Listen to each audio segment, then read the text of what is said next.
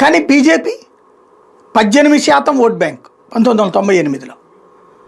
99కి ఇద్దరు కలవడం వల్ల 7% వచ్చింది. 2004లో కలిసి 2% వచ్చింది.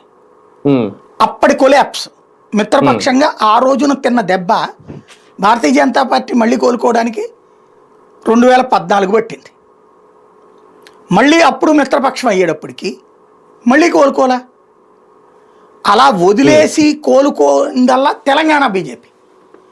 తెలుగుదేశాన్ని వదులుకోవడం వల్ల ఇవాళ 8 మంది ఎంపీలు, 8 మంది ఎమ్మెల్యేలు, 14% ఓట్ బ్యాంక్కి పెరిగింది. అది కోర్ ఓట్ బ్యాంక్ 14% చేసుకుంది.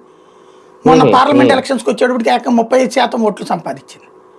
అంటే కోర్ ఓట్ బ్యాంక్ 14 దాకా వచ్చింది. అది 2% నుంచి. అంటే అది ఇండివిజువల్గా వెళ్ళటం వల్ల వీళ్ళతోనే కలిసి ఉంటే అదే ఇక్కడైనా వర్తిస్తుంది. జనసేనకైనా సరే జనసేన ఫస్ట్ ట్రిప్ కలిసింది, దానివల్ల తన బలం ఎంతో తనకు తెలియలే. కానీ నేను చాలా గొప్ప ఇది అనుకుంది.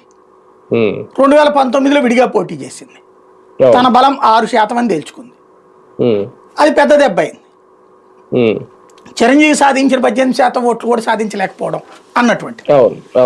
అది 18కి పెరిగిందా లేదా అన్నది మొన్న తెలిసి ఉండేది ఇండివిజువల్గా పోటీ చేస్తుంటే. అంటే పెరిగే టైంకి కలిసిపోయారేమో అనుకో.